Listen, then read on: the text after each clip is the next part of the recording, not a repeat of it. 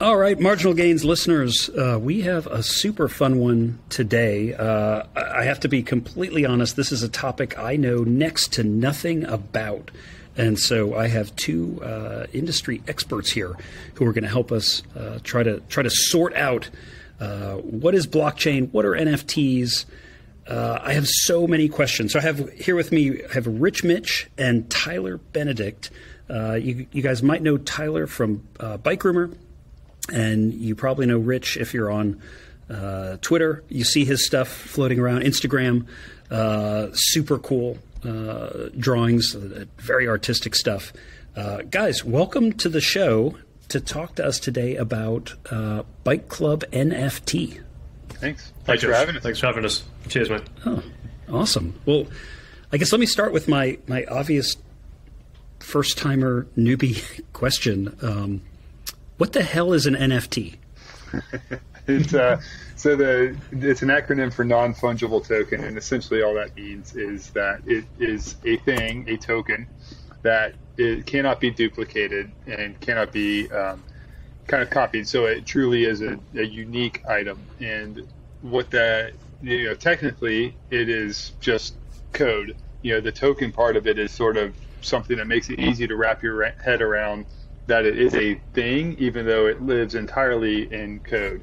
So the JPEGs that a lot of people see floating around that say, oh, this is an NFT, those images are really just a visual representation of that string of code. And the non-fungible part comes into play in that you are, if you buy that NFT, you are the sole owner of that string of code, which doesn't sound like much. And in reality, it's not. It's just code, but it's the utility that comes into play and the benefits and what people do with the fact that you own that piece of code that starts to make NFTs really special. It's what they let you do in a verifiable nature that you really can't do with almost any other technology. And that's what's really, really exciting. Interesting. So I need to unpack so many of the things you just said. So yeah, that probably just creates more questions. So all of this NFT stuff sits on the top blockchain. Of whatever the blockchain. And so talk to me like I'm a kindergartner. What is blockchain? Sure, it is essentially, like I said, it's code, and the difference between like blockchain code and regular code essentially is that it's a ledger, right? It's not like you're writing code to make it do something, although you can. It's basically code that shows a ledger, a history of all of the transactions or all of the activity that have been done for a certain thing. So like every time that you were to buy cryptocurrency, sell cryptocurrency, trade cryptocurrency, buy an NFT, sell an NFT, trade an NFT, every single one of those transactions is recorded on the blockchain so that you can go back and see the history of a particular item or transaction or whatever.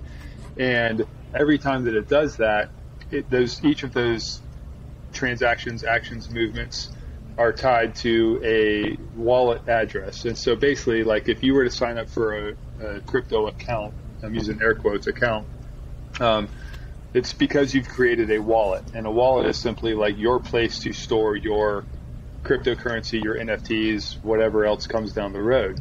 And so when your wallet, let's just say your wallet address is 1234, which like it's a huge string of code numbers, right? But your public address is 1234, and you sold me an address or an NFT, and mine is 5678. People will be able to see forever that 1234 sold X to 5678. So even though those wallets can be anonymous, like nobody knows that 1234 belongs to Josh or that 5678 belongs to Tyler, there's still a record of that happening. And what makes that special is that you can show that which wallet owns it, and therefore you can verify the ownership of that item. So whether it's NFT or crypto or whatever, like for cryptocurrency, that's important because there are no paper dollar bills, right? There's no coins. It's all code on the blockchain. So you need some sort of way of proving who owns what and how much they own. And it's the same with NFTs. You move one from one wallet to the next wallet, there's a transaction history that shows which wallet now owns it. And the way that that's secure is, this is where a lot of people start talking about like DeFi and decentralization, is instead of like one party controlling that, so like instead of Wells Fargo saying, oh yeah, you wired money from account A to account B, and Wells Fargo is the sole party, entity that verifies that. Well, with the blockchain, you have a whole lot of people out there all collaborating to prove that transaction and verify that transaction. So no one party is in control. It's completely decentralized. And none of these parties are a government or a corporation or a, power-hungry crazy person. They're literally, it's the globe, it's the world. And that's why it's decentralized, because it can happen anywhere. These people verifying these transactions and trading and moving things around could be anywhere in the world. And I hate to say there's no way of stopping it, because I'm sure there is, but the point is you don't need anybody's approval or any third party to verify anything and say, yes, it's okay if you sell that. And that's kind of the beauty of the whole blockchain and crypto and NFT, is it's kind of brings the power back to the people. Interesting. So why, I get that, okay, so it's secret and all that stuff. How is it, if we know these addresses in space, why is it when like somebody gets scammed by the Russians and have to send them Bitcoin to get their data back, why can we not just go take that wallet? Or is that part of like these layers of secrecy, or how's that working? I don't know the answer to that one, to be totally honest with you. So part of it is that wallet is not, like, it's not tied to like a traditional bank account, right? Or if it is, it's really hard to find that information from my understanding. So once you send that Bitcoin, like, they could move that to 20 other wallets, and you would be able to see what wallets they went to, but you don't know who's behind those wallets. So they could be sent to a million different wallets, and each of those wallets then converts that to whatever their fiat currency wherever they are, whether it's dollars or euros or pounds or whatever, and then it's pretty much untraceable at that point. I mean, I'm sure somebody has a way, but the point is it's just really, really hard, because those wallets are anonymous, and not every country has the same laws. So in the U.S., if you open up a crypto wallet and you want to buy cryptocurrency or take that cryptocurrency and convert it into a fiat currency and dump it into a normal bank account, you have to verify your identity with a name and an address and all that. But that's not true everywhere in the world yet. So there's ways to have an anonymous bank account tied to an anonymous wallet. Got it. So even though there's a record of all the movements of all of your Bitcoin that the scammers or whoever took from you, or that you paid them for your stuff back, that makes sense. Yeah, it doesn't mean that you know who owns the wallet or who owns the bank account. Right. You can just see the flow. So that in the blockchain, that all of the history of all the transactions ever will exist forever. Pretty much. That's the idea anyway. Okay. Okay. So that's blockchain generally. And I guess, is that, like Bitcoin, I know in particular, has kind of gotten the reputation recently. I think Elon Musk pushed it when he was tweeting about like how much energy is used to like verify a Bitcoin transaction. And I know a number of the other cryptocurrencies came out and said, oh, we're much better than that. Is that, like, I guess in my mind, a function of like this ever-growing string of numbers and history that's going to go with every time money moves, it just gets bigger and bigger and bigger? Or is there something specific like to Bitcoin that makes it an energy hog, and to, I don't know, Dogecoin that makes it not? Yes is the short answer, and I can explain. So Bitcoin and also Ethereum at the moment, it's the way that the transactions are processed, which is, they're incredibly energy intensive at the moment. And that was originally designed, that process was designed as a safety feature, a security feature, because it took so many computer processing equations. Like basically it was problem solving, right? And so there were just so many problems the computer had to solve to verify a transaction and it had to be done across multiple machines from multiple parties, all to verify one transaction, that there was no way to copy it. Like there's no way to mimic it. You couldn't really hack it because it was too much. And it was, like I said, it was spread across multiple machines from different parties all over the world. So when there was very little volume, when Bitcoin and Ethereum first came out and nobody knew what it was, a lot of people thought it was stupid, nobody was using it, that was fine. But as it grew in popularity, that became a problem, because now all of a sudden, instead of trying to process, a few people doing it, you're trying to process hundreds of thousands of people doing it. And those inefficiencies are now a problem. And because that volume's gotten so high and all the energy it takes to process all those computer problems, you have an issue where, yes, it does. The sum total of it is quite a big energy drop. And, rightly so, they're getting some flack for that. So the solution that a lot of these other coins and blockchains have implemented is something called proof of stake. So the original version is proof of work, where in order to verify a transaction, you have to prove that you have done the work. Your computer has done the work of solving all these problems. And it's this big, long string. And what they're moving toward, and what some of these other coins are already on, is called proof of stake, where instead of all these machines having to do all the work, you have one machine where the person who is that, verifier has staked a very big sum of their own money to validate that they are in this for the long haul. And if they mess up a transaction, they lose their investment. They lose that money that they've staked. So they are heavily incentivized to properly validate and verify transactions. So that means now it's kind of one machine can process a transaction and validate, and it's still checked in some way. So it sounds less secure, but it's not. And so then the other thing that they're moving toward, and I'm speaking mainly about Ethereum at the moment, and I'll explain why in a second. So the other thing they're moving toward with Ethereum is increasing its inherent efficiency. So Ethereum, as it stands right now, can only handle, its network can only handle a very small number of transactions per second. I think it might be as low as 20, which sounds ridiculous when it's a global thing. They're moving to let that be, thousands of transactions per second. So because one of the other issues is the congestion. You can imagine if it can only do 20 transactions per second, and you got 10,000 people trying to buy something all at once, that's a big bottleneck. And so that causes problems. And then it causes, it costs more to do a transaction, and that's what people complain about with gas fees.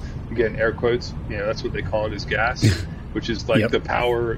The power that's powering or the energy that's powering all these transactions and stuff.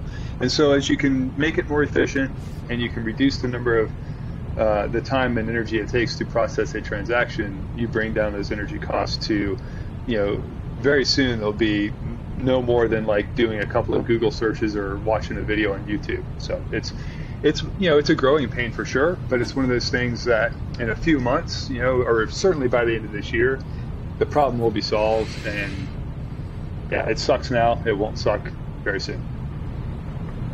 Got it. Interesting. Yeah, it's funny you mentioned one of the biggest regrets of my career when I was at Zip. We put in this CFD server, and at the time it was 124 core CFD server. This was 2010. So at the time it was a massive, it was $150,000 machine or something.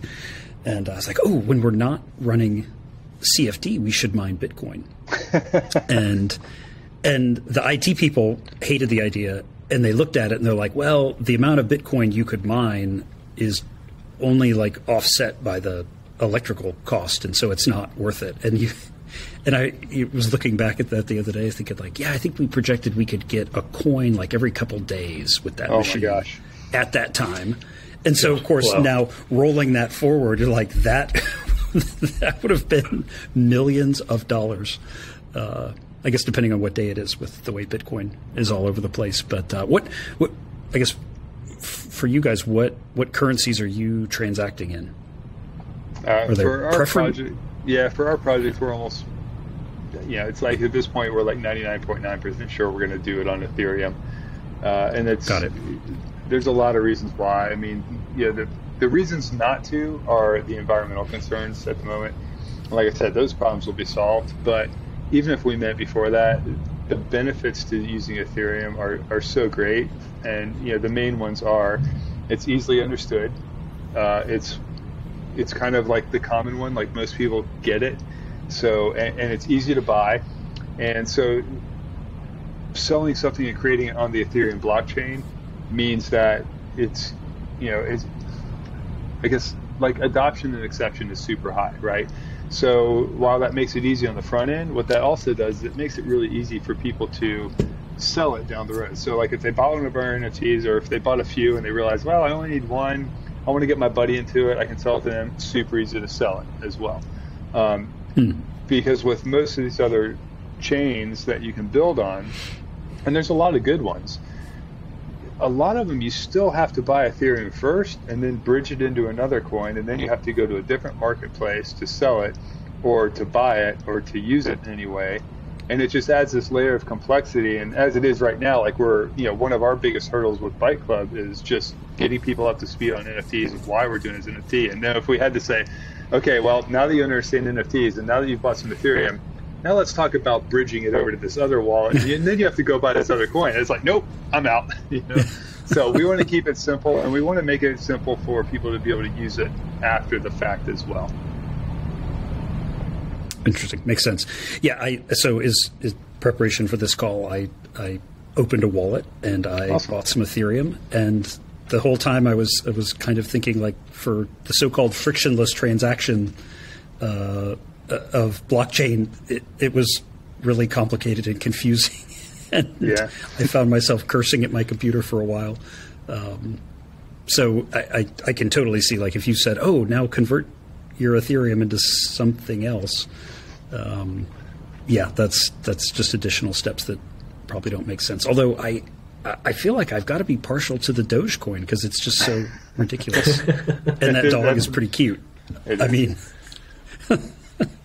so I think we have a foundation of what crypto is, and somewhat I'm still a little confused of what NFT is, but I think we're getting there.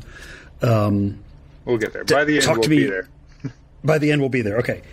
So I think we've got the thing that's the code behind the thing, so that even I think part of it comes, some Russian billionaire paid $500,000 for a video of LeBron dunking or something like that, right? But of course, everybody on Earth can see that video of LeBron dunking on YouTube for free, and so help me connect why there's value in the NFT, or why you would want the NFT, when it's not like I buy a painting and it's my painting and I put it on my wall, and if you want to see it, you have to come to my house. Is it flexing? I mean, is it just people wanting to flex with, like, or is it speculative, right? Because my other thought looking at it was like, well, it could be like a lot of markets where it's just, people trying to get in earlier than, and then make money on the next round of people coming in. I guess, I don't know. What are your thoughts on that? Or my question's even, like, valid? No, you're right on both counts. Some of it's flexing to be able to say, you could right click and save that and you can show that, but I own it, So that's absolutely some of it. And it's gotten to the point where a lot of it is sort of the, like the Bored Apes are one of the most popular ones. And because they were super early, and owning one now automatically just, people are like, oh, you own a Bored Ape. Okay, yeah, you're cool. And so it's kind of like buying into this idea of legitimacy, like, oh, you're an OG, you've got a Bored Ape, you're cool, got it. And then, so some of it is just buying into flex or buying in speculatively, hoping that it'll go up. And if you bought into a Bored Ape, even, a month or so after, when they were like going for 20K, 30K, you're doing really well, because the floor price now on them is about $400,000, in Ethereum. It's absolutely ludicrous.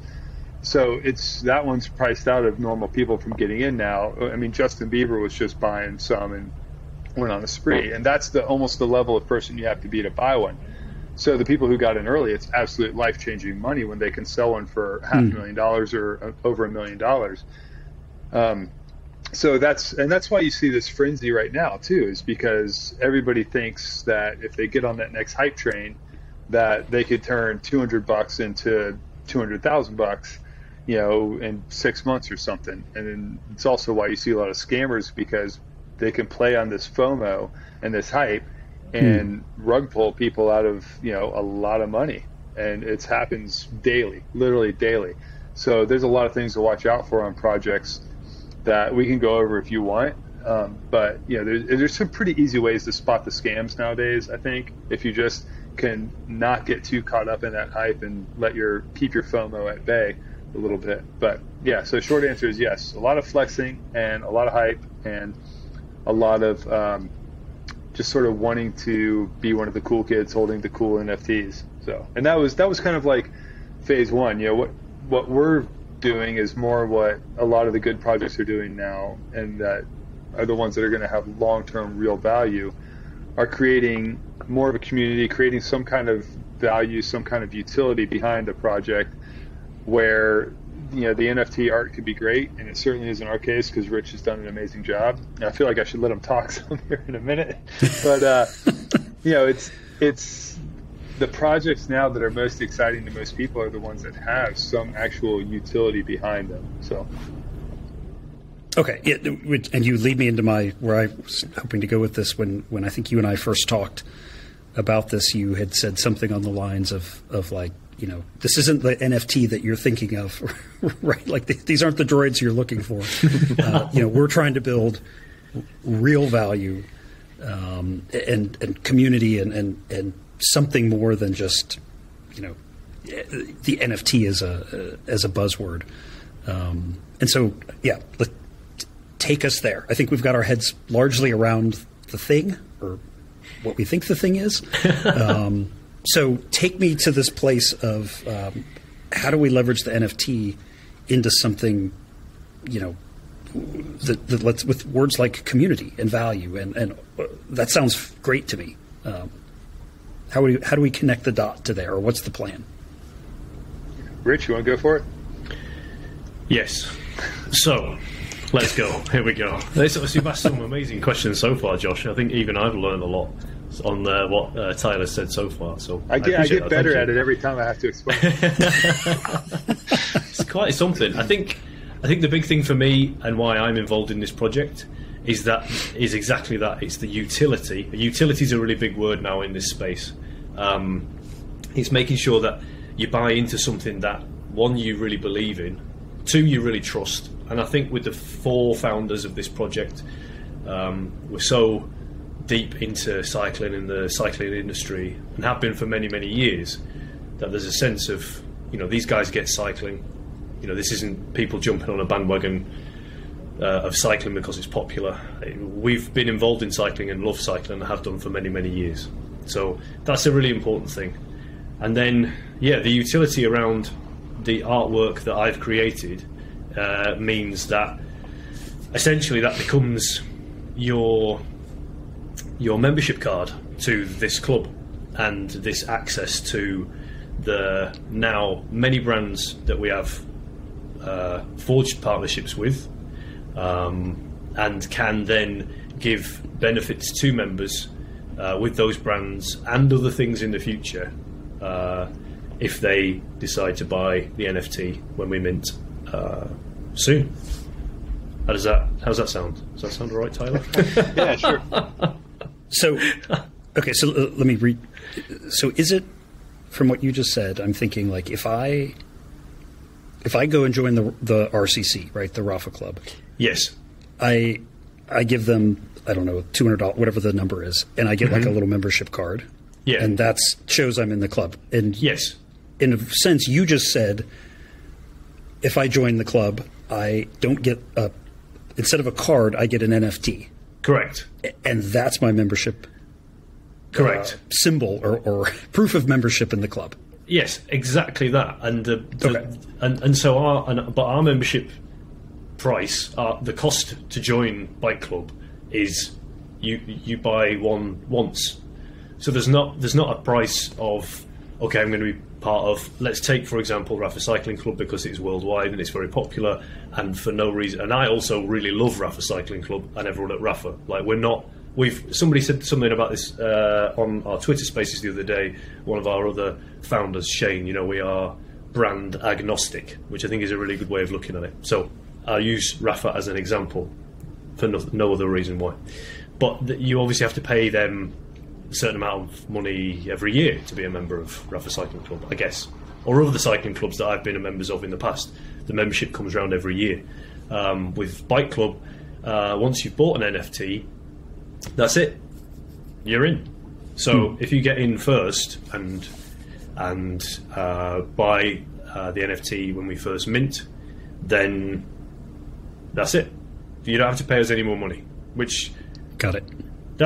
I find that I think that's quite exciting. That you can buy one or two, give one to a buddy, hold on to it for life, give it to somebody else, pass it on, sell it, whatever you want to do. And that's kind of the key. One of the key reasons why we're doing it as an NFT as well is that, if you bought into Rafa Cycling Club or your local cycling club and you decide, yeah, you know what, I'm just not using this, it's not for me, too bad, out of the money, right? You can't do anything with it.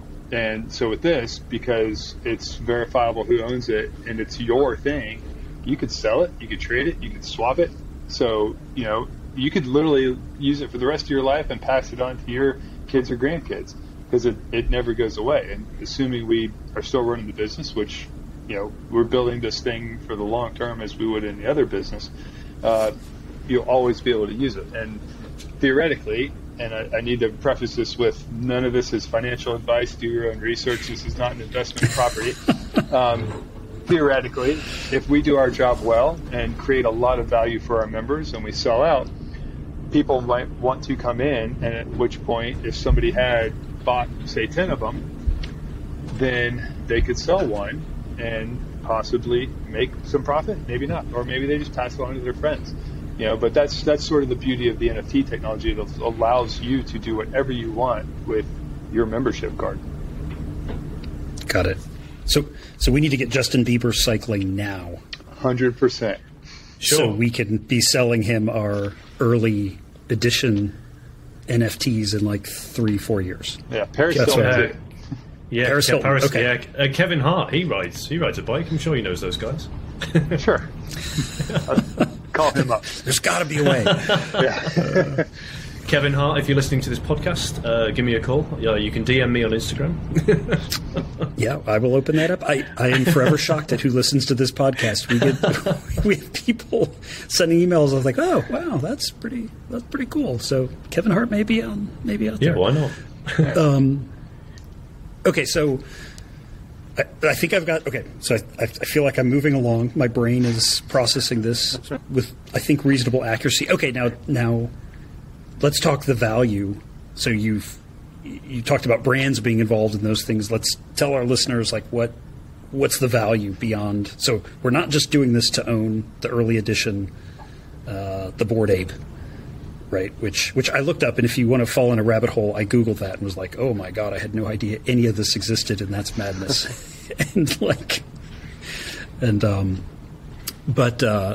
So, with the Bored Ape, you bought the picture, the NFT, and you got lucky, and now they're worth a bunch of money because a bunch of really rich people are willing to buy them. But you weren't getting like real value from the Bored Ape until it went up and you sold it, right? I mean, it's right. Like, yeah, it's like a penny stock. You bought some penny stock and you were able to cash out when something big happened. But you guys, from my understanding, like this goes deeper. Yeah, absolutely. So, just to expand on the benefits and utility, that's really what we're pushing here with this one. And you could remove the NFT from the conversation and just say, this is a bike club and here's everything you're going to get out of it. And then, just knowing that the membership card is an NFT, and for the reasons explained earlier, why we chose to do it this way. And again, this is something we can get into if you want. There is a whole lot more that we can do with it that we haven't even put in our public roadmap yet. We've hinted at some things, but that verifiable ownership and that ability to tie it to a transaction opens up a whole lot of doors for some just incredibly cool stuff down the road that, like think about like ride to earn, play to earn, where you create a token that is accepted by brands in the industry or events, and it's all tied back to your digital. This creates its own little digital economy, and therefore adds more and more value to your membership because you've accrued value and you've earned value and built value within this little economy. So the sky's the limit of what we can do with this, and that's why we're so damn excited about it. But short term, we have now, I haven't even updated the graphic in a few days, we have like 57 or 58 brands supporting this, like major brands, small brands. So, Josh, you guys are on board with this. And so the nice thing is we can work with these brands, and the easy low-hanging fruit is like, hey, let's just do some giveaways or give all of our members a discount. But that's not really what's exciting. So I'll give you some examples of what we do have planned. This summer we'll work with Komoot, Komoot. If you haven't tried it, it's a pretty rad system. They do excellent mapping and route planning and guidance and all that. You can upload your rides to it, similar to what you can do with Strava. But because they have a global mapping reach and they have ambassadors all over the world, we can partner with them to do this global scavenger hunt, treasure hunt, with things hidden in the real world all over that you have to ride to and go find. And because we're a global community, we know not everybody's going to be able to go find something in Europe or America or Australia or wherever, but we can work together. You could form a team, and then so if you form your own little team within Bike Club and get some friends helping you out in there, all of a sudden maybe your team wins more prizes because you found more of these little Easter eggs that we've gone out and hidden and stuff. So that's just one way that we can benefit riders, everywhere, and just do some fun stuff. But again, like not everybody's going to be able to participate in those. So there's also a lot of digital utility. So we'll have a real coach offering real training plans. We'll have athletes coming in and providing some of their training plans, and all of this will be available to our NFT holders kind of behind like a little gated member wall within our Discord. And we'll have nutrition advice and all these other things. We'll have AMAs and just a lot of really, really cool brands and athletes and pros helping to produce great stories and content and opportunities for our members that there's not another club out in the world that does this kind of stuff on a global scale, let alone a local scale, really. So it's, it ranges from like something as simple as like, hey, we're going to have an AMA with so-and-so, all the way up to like a, global event. Interesting. Lots of fun stuff. In there you said a word that I see all over, and please explain. Tell everyone, what is Discord? Okay, so Discord is big in gaming, like on video gaming. It's essentially a chat room that lets you do some really cool stuff. You can customize it, and so pretty much the NFT world, that's what they use for community management. So if you were to go into Bike Club's Discord and get in there, you would see different chat channels for different topics. You'd see our announcements. You'd see all the kind of the FAQs and all the information about our project. What you'll also see is some pros in there now and then. Some big names. We've had Connor Swift pop in. We've had who's the other guy? Nicky Terpstra. Yeah, he's very big right now. There. Team Total Energies star was on a breakaway today in the Saudi Tour. Yeah, looking very strong for the classics. Sorry, I'm a nerd. What can I say?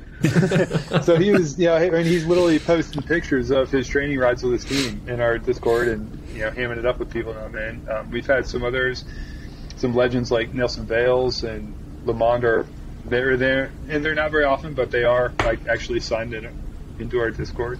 So the fun thing is like you don't know who you're going to run to, but we've already have people from like New Zealand and Australia, a lot of people in the UK, a lot of people in America, a couple in Europe, just talking bikes, sharing the love of it, and pretty soon we'll start having some meetups and real world events where we can do other fun stuff too.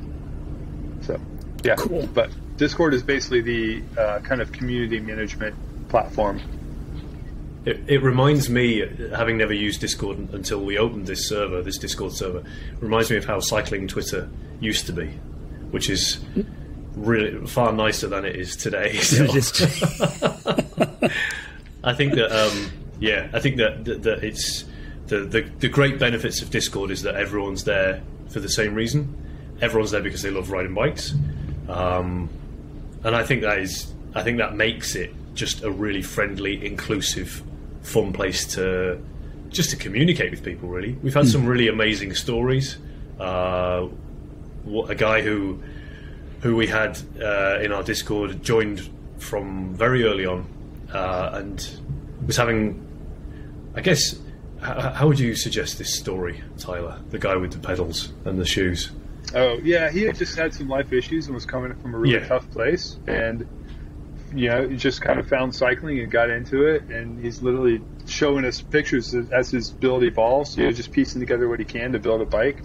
And so one of our ambassadors, vegan cyclist Tyler Pierce, was in there chatting and saw the guy's like, I got some of these crappy pedals, but I'm really hoping to get some clipless. And Tyler's like, I'll send you some. So it's like, that's the kind of community we're building, right? Where like good people help other good people, and we're just doing fun stuff. So I mean, and that's fantastic for us to be able to have the big names and the influencers come in there, and it's just, we're all cyclists and we're all human at the end of the day, and we're all just enjoying life with it, right? Yeah. It's interesting that it's set on this digital platform, and everything that we're doing is really digital first. But at the heart of it, as Tyler just said, these are the experiences that I had when I first joined my first cycling club, and where people would be like, my saddle looks, I think my saddle's had it, or that piece of kit's had it, and they go, it's all right, I've got a jersey you can have, and that's just instantly when I saw this story unfold in front of my eyes of this chap being sent some pedals and maybe some shoes by somebody else in the club, all of a sudden it was like, well, it's been completely worth it. Like, people have questioned myself a lot about being involved in an NFT project from an art perspective and this sort of thing, but all of a sudden when you see that community come together to help somebody, it's like, that's why I said yes to this project, because it's worked. It's great. Yeah. No, that's cool. Well, and that's like you built in a perfect segue to talk about the art. Oh, thanks. And I have enjoyed watching, and God, was it Facebook or Instagram? Like you'll do these little videos of you drawing something. Sure. Which, as someone who has like zero artistic ability, that to me is just like watching like a magic trick unfold. Like he just moves his hand and like it makes the art, and then he changes the pen and then it makes more art. I mean, it's fantastic. So talk to me about the art. Right. Yeah. So I guess from the very beginning, I've been working as a creative for a really long time. I've been illustrating stuff, and I come from an animation background. I've been an animator and creative for probably the last 20 years, and have been working in cycling since 2009, when I started working with Rouleur magazine, and then have worked with various other brands of very different scales in cycling since then, mainly in cycling. Everyone from Rouleur magazine, Team Sky as they were, Assos, Strava, etc., etc. So, have a grounding in the sport and what cycling fans really love. I was approached by fellow founder Shane of Defeat Socks in the summertime of 2021 to be part of this project, and he talked to me in a very similar way as to how Tyler spoke to us at the beginning of this podcast. He explained everything. He's talked to me about Bored Apes and loads of other stuff, and I delved deep into the artwork, and it was one of those conversations which you come away from in your career. And I cycled home from where I work, and on that cycle ride home, it was one of those opportunities where I thought to myself, I don't think I can let this pass. I don't think this sounds too interesting. It feels like to be the first again to do something in cycling, as this is. It's the first proper cycling NFT project, and the community at the heart of it, and the utility behind it, and everything involved in it. It was just okay. I got home and I had a think, and then I sent an email. It was just like, yeah, let's get to work. Let's start doing the work, and it's been a lot of drawing, a lot of late nights and weekends, but yeah, it's there's a very big file sat on my computer ready to go. So you are drawing all the NFTs? Correct. Yeah, every single one of them will be essentially created by me. There's over 300 different traits, as we call them. So a rider can have various different, basically everything, from the background that they sit on, to the jersey, to the skin colour, to there's hair, helmets, caps, loads and loads of stuff, and some really secret stuff that we can't tell you about, which is really exciting. But yeah, that's all been created. Yeah. Are you, like, if I wanted an NFT, can I get one of myself, or are you offering them and then I'm looking for one that I like the look of, that looks better than me? Probably the latter. Well, I'm not. You're a handsome chap. I can see on the camera. You know? I'm not saying that's a bad thing. Face for radio, face for podcasting, as we say, right? Well, I can get an NFT of a much handsomer version of me. I mean, if I say yes to that really makes me start to dig a big hole for myself. But you can get an NFT of a cyclist that looks really handsome. There you go. How about that? Okay, that you can claim is yourself. So, yeah, sure. Why not? So there's no rules against saying like, "Oh yeah, that's me." No, because it's quite phenomenal actually. In the last 6 to 8 months, how many variations we've created, and obviously there will be 10,000 in this mint when we mint. There will be 10,000 different options, and myself and Tyler will probably have to sit through the the generated artwork from the traits that we've created, and then we'll pick out the 10,000 of the very, very best, and the ones that don't look quite meet my high standard, they'll get put by the wayside, and then that'll be it really. So yeah, that's the idea. So we've got this huge file of illustration work, and that'll be fed into, I don't know, like a big supercomputer, magic computer program, I guess, somewhere. Magic computer program. There you go. Thank you. So another, I guess you're making me think of new questions. Is it like, can you make one drawing and turn that into an NFT, or do you have to do all of them at once? Yeah. So like you talk about minting, I think of like a big process. How's that work? You can do one of one. A lot of like artists will do a one of one where they'll just make a piece of art and sell it as an NFT, and one of one because it's totally unique. So what a lot of these PFP style projects, so like a profile pic projects, which if you almost can't avoid it now, somebody's social media profile photo is like an avatar of some animal or something that is an NFT that they own.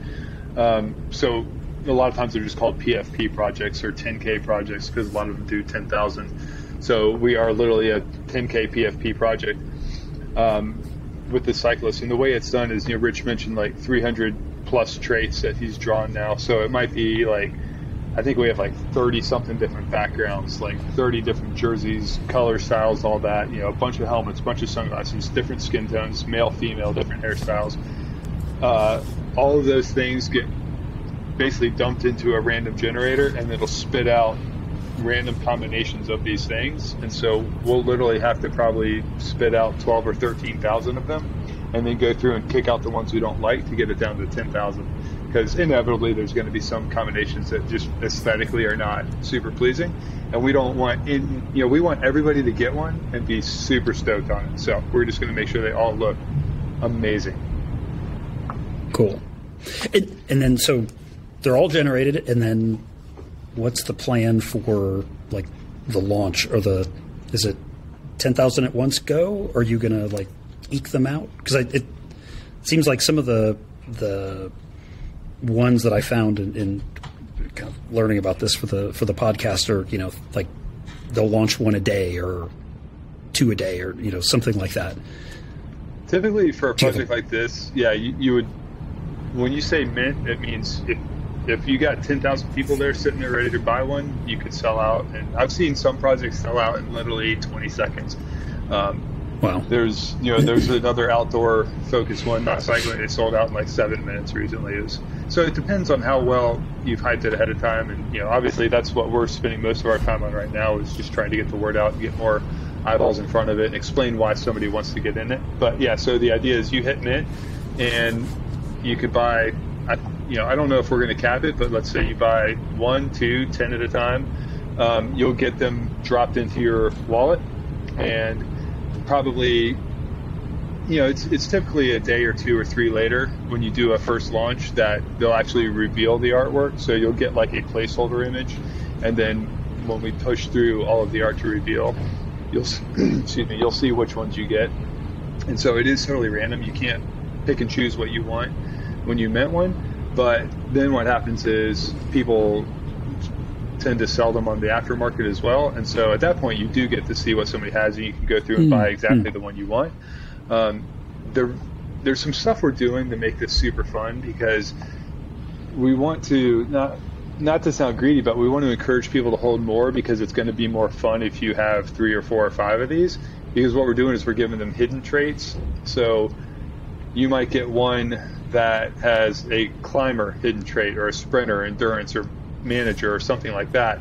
And then we'll play games down the road with combining those traits with real world activities. So let's just say, we're doing ride challenges right now. So every other week we're doing a ride challenge that you can enter and do something out in the real world, something where you're riding, or photography, or this, that, and the other, to do with bikes. And then you can win prizes. So it's not like we're just doing digital contests. This is like, we want people out riding bikes. So let's say one week we do an elevation challenge, where whoever climbs the most, logs the most elevation on a single ride, wins a really killer prize. Well, let's say you have a climber trait for your NFT. Maybe that gives you a 5% bonus in that week's challenge. So somebody might just barely beat you in actual real world elevation gain, but your bonus puts you over the edge. And that's how you can kind of like gamify it a little bit and really start to have some fun with this. So that's just one example. We have been keeping and growing a very big list of ideas of fun stuff we can do.